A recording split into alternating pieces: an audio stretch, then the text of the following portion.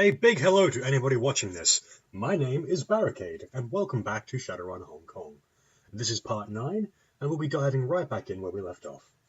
We are investigating the murder of several Wampoan elders by a very violent and mysterious force. Now, the last elder that we investigated, who I believe was Elder Tang, or was it Elder Ip? I can never remember.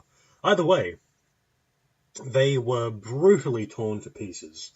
Blood sprayed over the walls and roof, limbs removed. All in all, a very unpleasant sight. So, let's see what we can find out now. Okay, and off we go. Alright, so we just talked to Zippy, that's right. And he thinks we should talk to someone else, which is very helpful. Alright, let's come around here. Anyone to talk to? Moj Nibby. The man in front of this stall is rooting through a box of music chips with the swift fingers of someone who knows what they're looking for. Behind him, a music player pumps out a constant stream of distorted atonal music. The stall's proprietor is nowhere to be seen. Can you believe this? They've got 4 bootlegs of Echelon 60, the unreleased Enoch Ian Keyes double chip show from Brazzaville, but absolutely 0 chips from Shotgun Bloom. This stall's stuff is purely second-rate.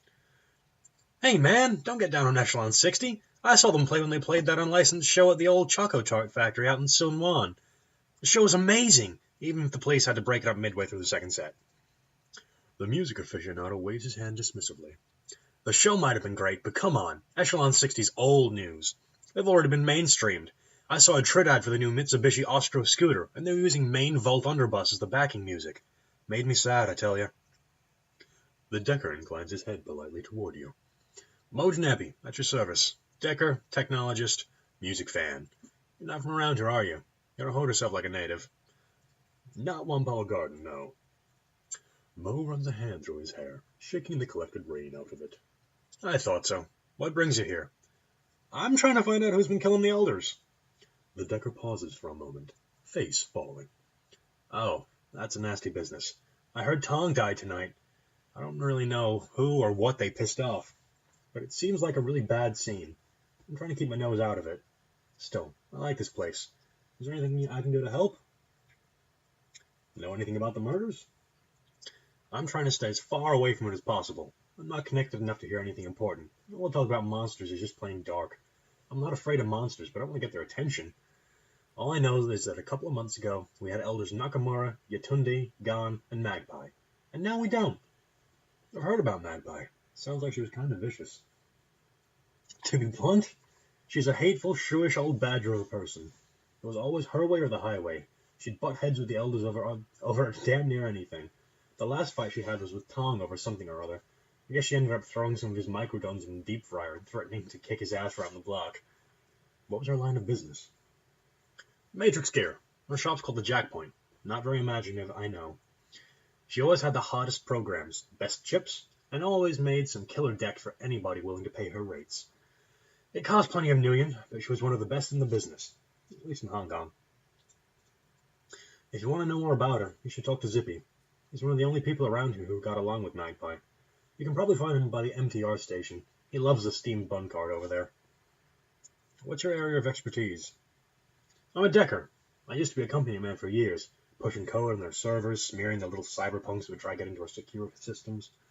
I would make a pretty good living thing. Had my own place on the 48th floor in a corporate skyscraper. That's the kind of thing that the Sims teach you everybody reaches for. The dream life. That sounds like hell on earth to me. Mo chuckles, running a hand through his hair. Well, it wasn't so bad at the time, but in the long run, I think you're right. I'm not as comfortable out here on the edge, but I'm a lot happier. I found out the company wasn't what I thought it was. Sure, they paid me well and kept me in creature comforts, but I accidentally looked over some misfiled reports while cleaning out a company data store. Turns out one of the company's security riggers had gotten drunk and blabbed about some project or about their being over-budgeted and behind schedule. That's not good. Be a fireable offense, right? Mo purses his lips, his gaze going distant for a moment. Well, I guess upper management was worried that info would hurt the stock ratings by a fraction of a point or two, so they fired the guy, with a 308 round right through the skull. That seems drastic. It may only have been fractions of a point, but that was still tens of millions of million. I guess that went beyond a firing offense, directly into murder territory.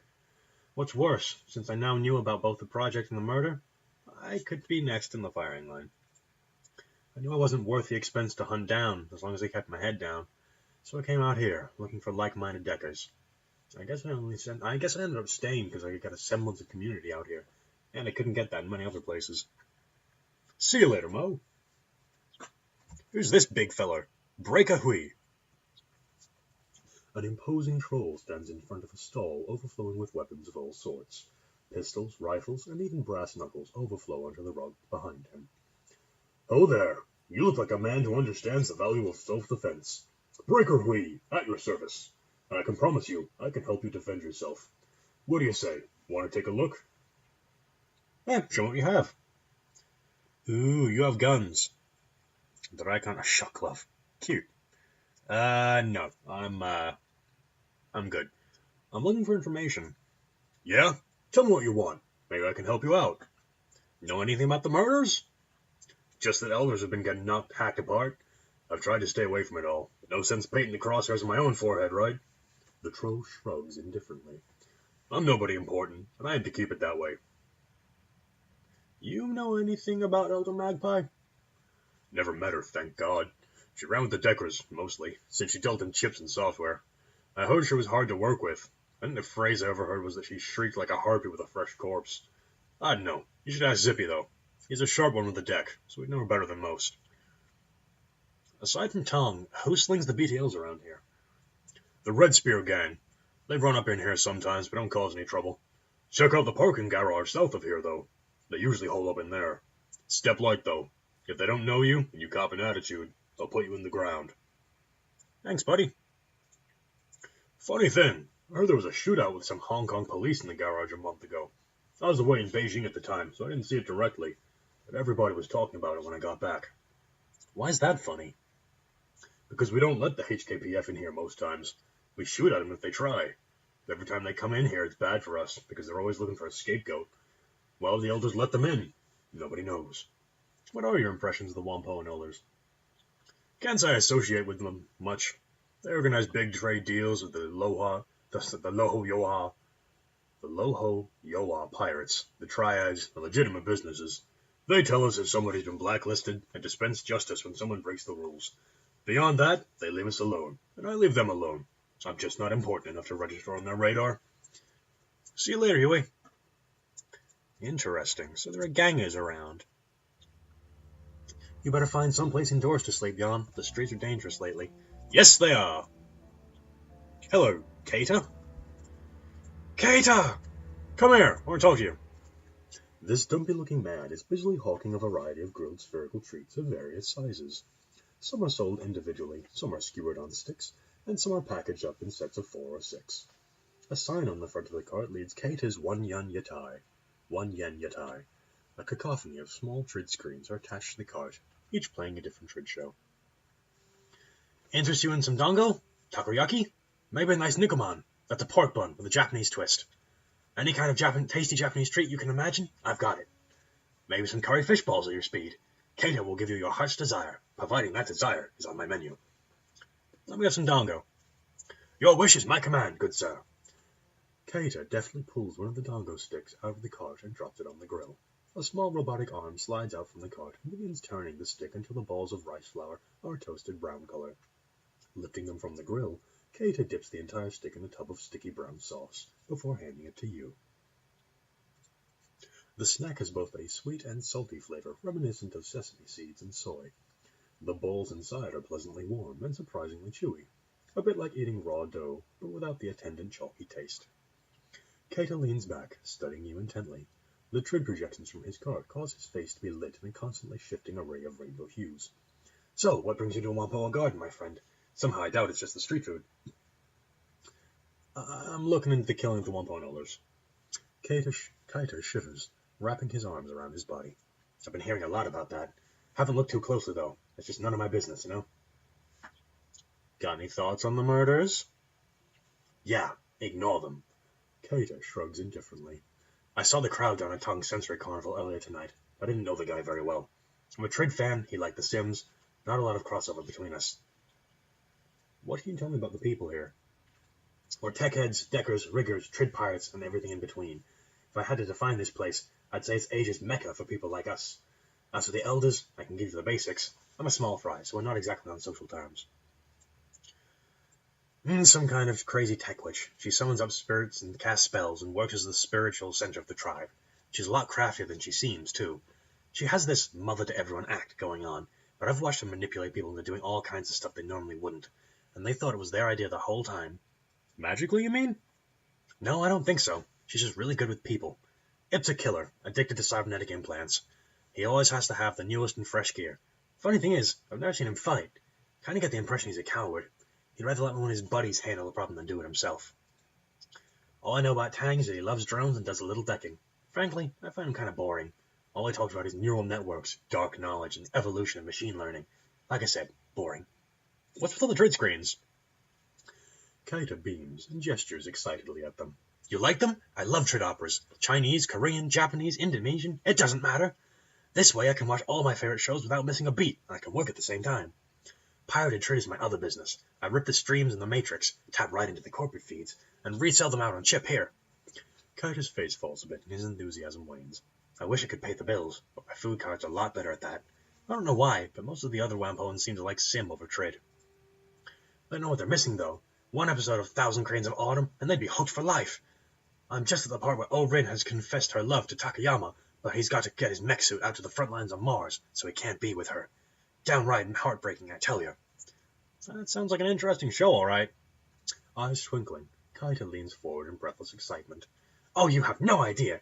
312 episodes, chronicling a noble mech pilot and the tumultuous love affair he has with the space station governor's daughter. The pathos, the majesty, the Battle of Lagrange 1 spans 5 episodes just by itself. For some reason, I guess it just didn't resonate with the wider public. I don't know why. Who doesn't love to see a trid show about giant flying robots, love, betrayal, and spies? I've got to stop myself before I get carried away. Is there something else you need? See you later, Kaita. Well, okay, that sounds like an amazing show. I would watch the hell out of that. All right, let's check this parking garage and talk to the Red Spears. Yeah. Hello. I would like to speak with you. Hello? Aha! That's far enough, guy. That's far enough, guy. The woman hefts her weapon, tossing a nod towards the gangers behind her. This lot's our turf. If you're looking for a fix, you're welcome to trade. If you're not here for business, clear the hell out. You try and wander around on our turf, we're gonna have to hare you out. So what do you say? You looking for a little pick-me-up? A little nitro to give you some edge? Maybe you want some chips, take that edge off. You want it? I got it. Some of those BTLs you're selling look an awful lot like they came from Tonks. Yeah. Yeah? So what? Why do you care? So if you stole them from Tongs, maybe you saw something I can use in my investigation. Yeah, I guess that's fair. It's like this. Broken Thumb Yuan was walking down the street and sees this guy go into Tong's joint right at closing time. Tall guy, hunched over, had this shitty gray rain poncho draped over him. Now Yuan figured that was weird as hell, so he posts up and waits. He figures the guy'll come out soon, because Tong's closing up shop. Nothing for 15 whole minutes. Guy comes out, hustles down the street without nobody saying boo. I figure he was waiting for an ebb in the crowds. Ewan sees some blood smeared on the door, though, so he goes to check it out. Inside, total carnage. But you know what? Tong's not going to be using his gear anymore, so to hell with it. Ewan jacks the lot of it. Well, business is business. You're damn right it is. That's all I know. The guy had to be the killer. Tall, gray rain poncho, hunched over. Also smart about how he came and went. Can I look around this garage? Man, are you deaf? What the hell did I tell you? No, you goddamn well can't wander around our turf. The ganger shakes her head, mumbling something about idiots with no memory. I'm on business for the Wampoan elders. You're only here because they tolerate you. They hear you're blocking me, your ass is gonna get kicked all the way to Suan Wan. The ganger shifts nervously, glancing around at her allies. Okay, I'm listening. What kind of business you want? I'm investigating the murders of the other elders. The gunfight with the HKPF might be related. All right, we only moved in here because of all the Wampoans are too shit scared of monsters and ghosts to come back in. The elders told us it was all right if we moved in here. Seemed happy to have us camped out, honestly. Look around. Knock yourself out. Just stay out of the way of her business. Done. Oh, right. I do have one other thing to ask you. Hey, welcome back. What you looking for? What happened in the fight here? As far as I know, some police showed up looking for somebody. They got in here, all of them got killed. Whoever they were after was long gone by the time we showed up. Used to be a lot of Wampoans living here. They all cleared out, muttering about ghosts and shit like that. Have you heard anything else about the murders? Nothing much. I'll tell you what, though. I've got a guy named Kang, and he's down in the storm drain system last week. Someone was moving down there. Big, too. Man-sized. But it wasn't speaking any language Kang could understand. Kid beat feet out of there as fast as he could. Dumbass dropped his storm drain key on the way out, though. You want to go looking for whatever it was? You'll have to get a new key from somebody else. Kang stole his from a city worker. Who else would have a key to the storm drains? There's a guy named Porter Lamb's got keys to pretty much everywhere. He's somewhere between a cop and a handyman. Yuan also mentioned some elf woman with crazy colored hair who managed to scam a key. Said she hunted paracritters down there. Devil rats and shit. Okay, see you later. Awesome. So, we can talk to Porter Lamb and get a key. But first, let's go check... Oh, no. Okay, that's not the right way to go, actually. First, we need to check out any signs of Whoa! Alright.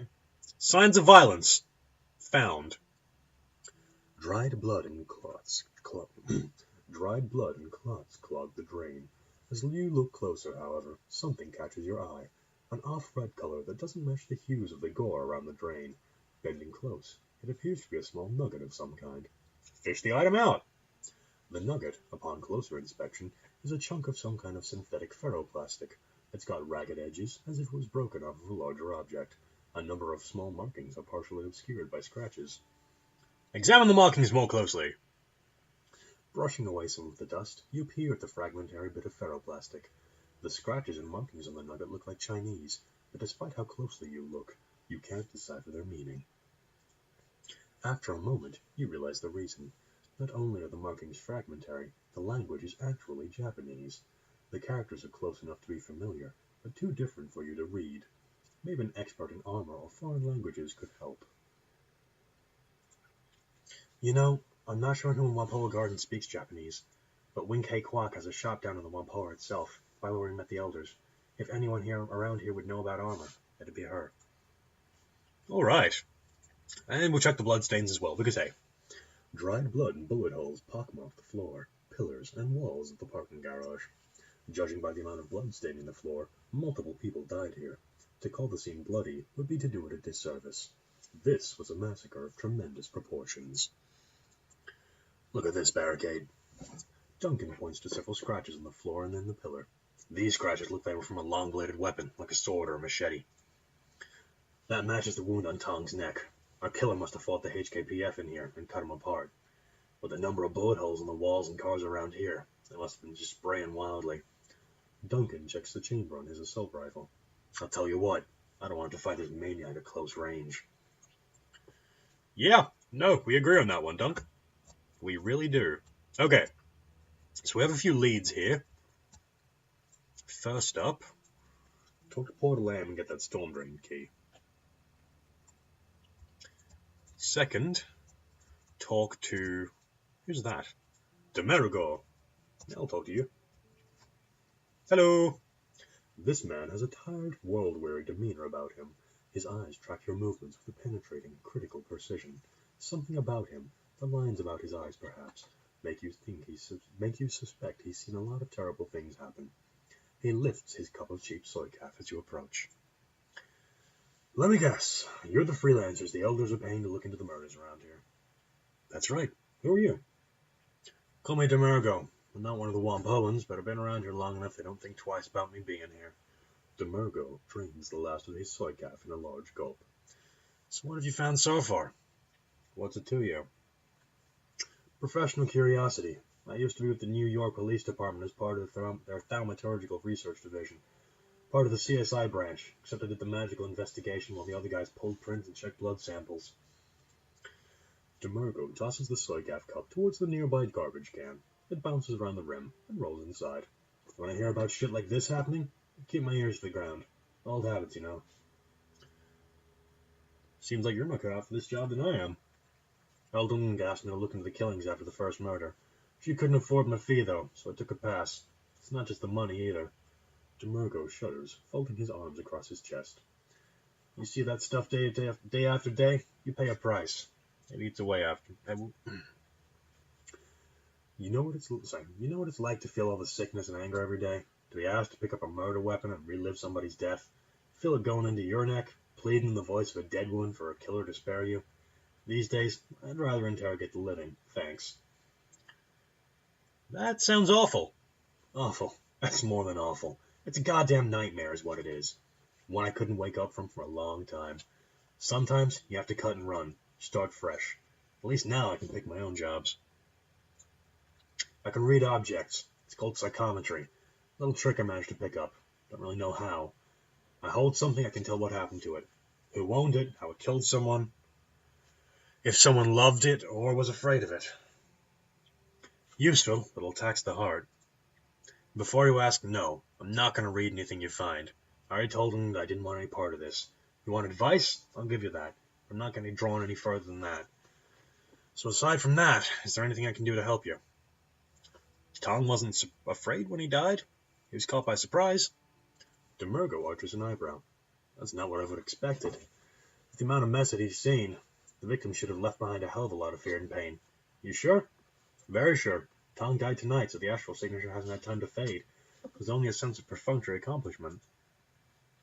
That sounds like it wasn't a crime of passion.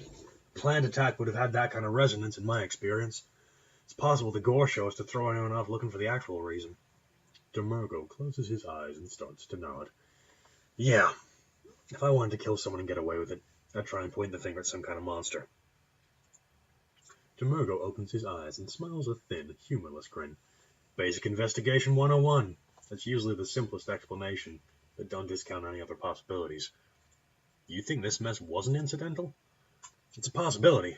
Ask yourself this. If the mutilation happened after Tong's death, why would a killer perform that kind of ritual? Serial killers who engage in that kind of ritual don't feel perfunctory about it, in my experience. It tends to feel more like they're taking communion. It's a religious or sexual feeling most of the time. If this didn't feel that way, I don't think the killer is actually pathological. Tong was killed by a bladed weapon, a single strike to the base of his neck. That's a precision attack. Most knife fights end up with a lot of shallow cuts and blood over the victim and the attacker alike. If Tong was killed by a single strike, he definitely wouldn't have seen it coming. And you can bet your last noon that whoever killed him is highly skilled with a blade. That says to me the attacker is either a professional hitman or a practiced serial killer. Could be both, too. Assassins don't tend to be the most empathetic people. Demergo considers this information for a moment before speaking again. Was the attack a thrust or a cut? It was a slash. Why? If the wound was a thrust, your attacker was using a knife of some kind. Anything over about 10 inches would be pretty hard to thrust with that kind of angle. The neck's too high for a longer blade. If it's a slash, you're looking at a sword or a cleaver attack. Both of those are popular with the triads. They make an awful mess and send a message that they're not to be trifled with. Sounds like your killer is the same one the police fought. That's certain. There's nobody around here that could go toe-to-toe with 4 HKPF heavies at close range and come out on top. At least not anyone with a penchant for blades. You find whoever's good with a sword and has a grudge against the elders, you got your killer. Whoever fought the police in the garage did it at close range with a blade. That's definitely unusual.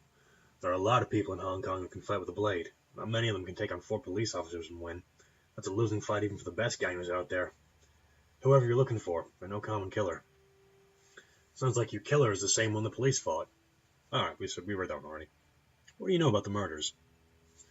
They started a couple of weeks ago. Eldegon was the first to go. That's when Ng asked me if I could look into them. He was ripped apart. Arms wrenched out of their sockets, skin flayed away with a razor-sharp knife. The rest have been the same. Whoever did it didn't care about being a clean death. Demergo lowers his voice, leaning in toward you so that's the only thing you can hear. The funny thing is, the Hong Kong police force was out here a few weeks before that, maybe a month ago tops. I know that doesn't seem like much, but the Wampones don't usually let the police in here. That by itself is odd enough, but it gets even stranger. The officers were loaded for bear, too. Big guns and heavy armor with NBC seals. The works. They went into the parking garage near here, and there was some kind of gunfight. Never made it back out. When backup showed up, the Wampoans chased him off. Why would they let the cops in and then chase them away? That's exactly the kind of question you should be asking, and that the elders refused to answer when I asked. Demergo shrugs. Go take a look for yourself if you want. Watch out, though.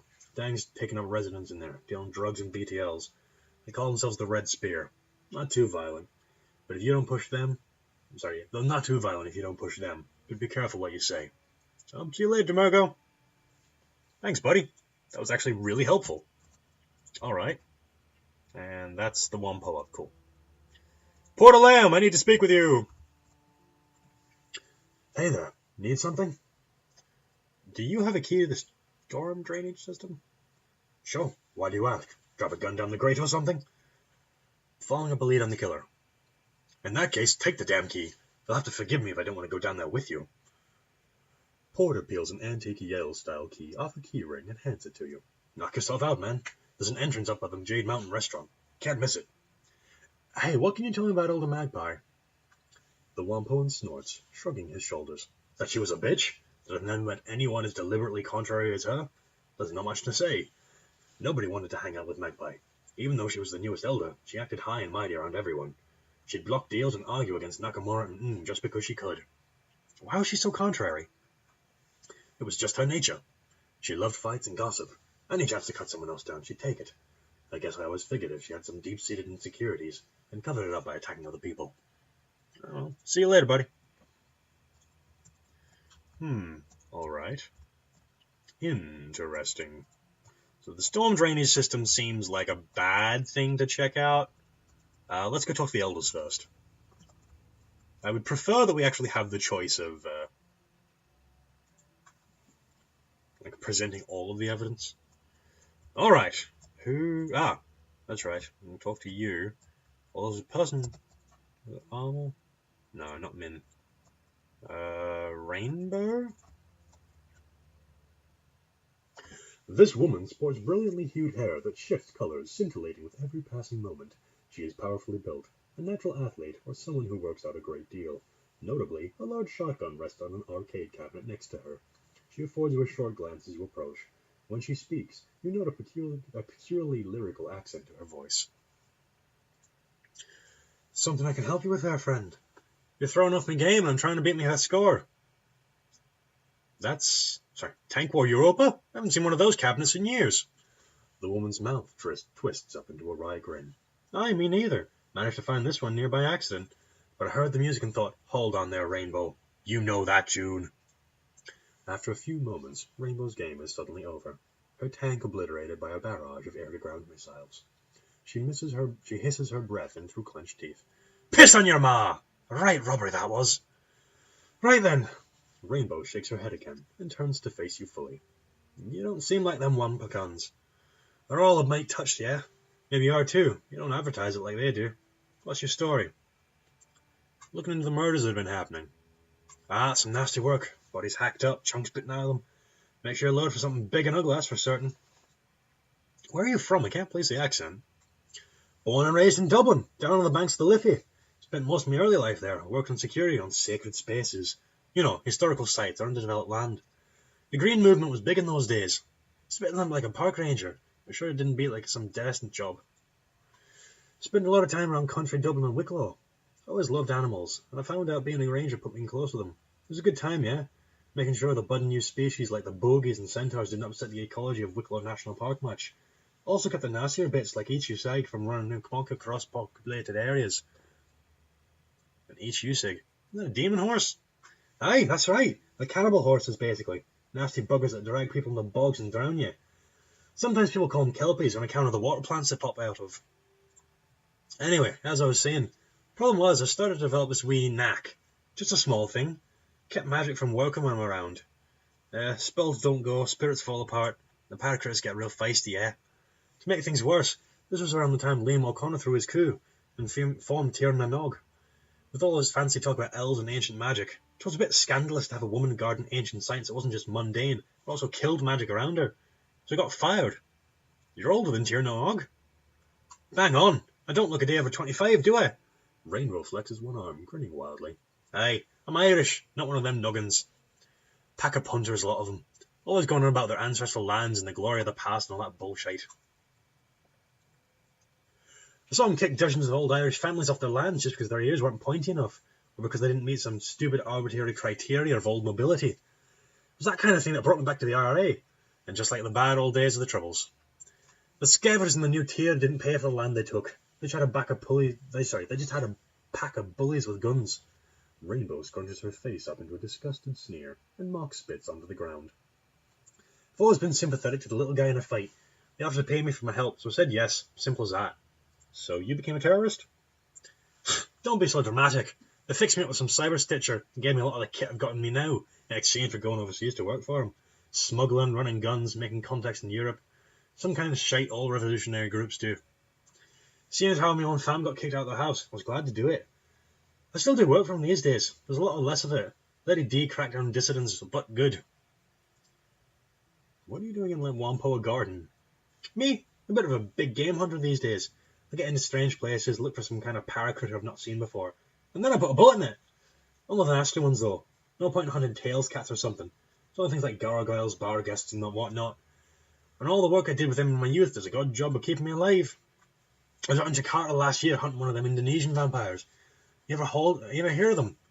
Call them Layak, or Penanggalangs, depending on who you ask. Their heads and guts come out of the body cavity. They fly around like a giant messy pile of pasta. Rainbow bares her teeth and pantomimes floating around. Took me a solid 2 months to track her down, but I did. Once the job was done, I asked myself, okay, Rainbow, where's the best place in East Asia to find some action? So Hong Kong it was. All the Kwiwats that's around me in a bigger concentration of odd critters you'd usually find in the city. Been spending a lot of time down the stone drains these days. Heard rumors of a rat king down there. Where a mess of devil rats all get tied together in some kind of big awful rat beast. I haven't tracked it down yet. I figure it's only a matter of time, yeah?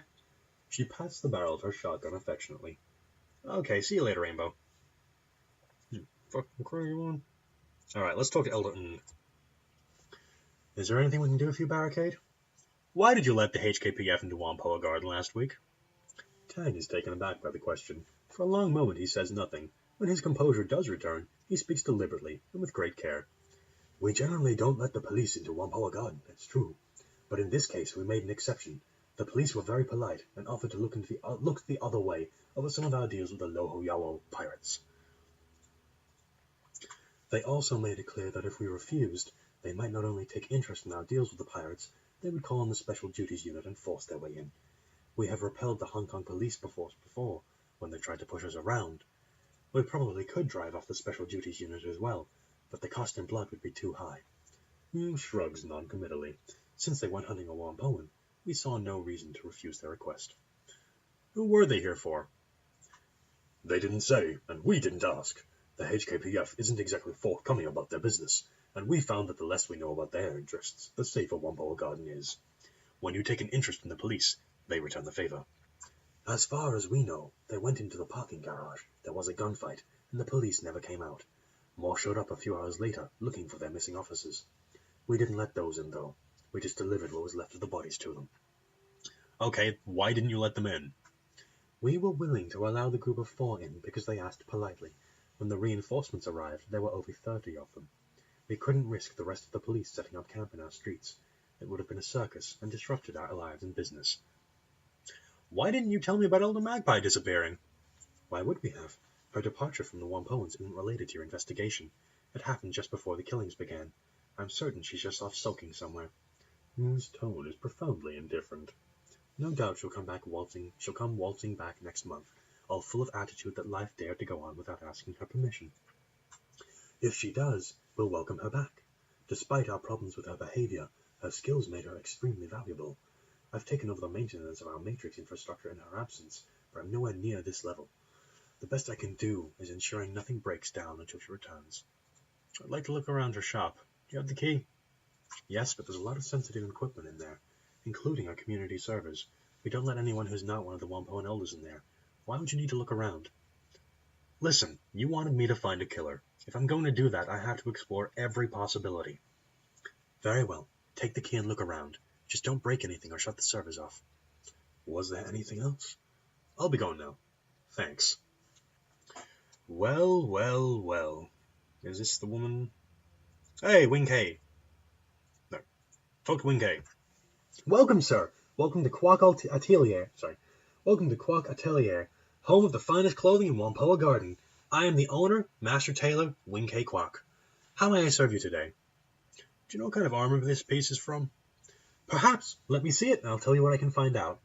BarriKade holds the armor piece up to her eye, taking out a jeweler's loupe to look at it more closely. Japanese markings. I don't recognize all of them, but this first one is Renwaku, fairly recognizable to anyone who's used to seeing the name in Hanzi. The composition appears to be high-density ferroceramics, probably boron carbide with an interwoven bioaramide mesh. The staining on the edges suggests it contains pockets of silica suspended in polyethylene glycol, similar to the commercially sold gel pack technology. This armor could have withstood a significant amount of impact force. Even standard 7.62mm rounds wouldn't have had much of a chance of penetrating it. What could penetrate it?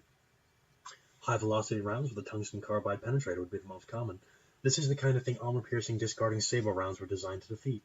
A die-coated melee weapon could do it as well, but there wouldn't be the same kind of splintering at the edge. Same case with EX explosive rounds. We'd see spalling on the backside. BarriKade holds the armor piece back to you. Whoever shot this off, the owner came loaded with the right kind. Whoever shot this off of the owner came loaded with the right kind of weaponry to get the job done. That's for certain. And you don't carry that kind of ordnance around unless you're sure of what you're facing. It's just too expensive for common carry. Show what you have. Ooh. Meh. Nothing important. Alright. Goodbye. Alright, this has been very interesting. We've found quite a few leads. We've picked up a little more information. And I'm fairly certain that the elders are hiding something. They're hiding something big. Either way, that's all the time we have for this episode. Thank you very much for watching. I hope you all enjoyed. I hope you all enjoyed at least as much as I enjoyed making it for you. Please comment, like, or subscribe if you would like to see more videos. Leave a comment giving me any hints or tips for the game itself. Or if you'd just like to tell me that these videos are terrible and that you wish I would stop. Either way, thank you again. There will also be links and annotations on the screen if you want to hear more about the game itself, right at the beginning of the video, or if you'd like to subscribe or watch more videos in this playlist. Thank you again, have a fantastic day, take care, and be good to one another. BarriKade, out.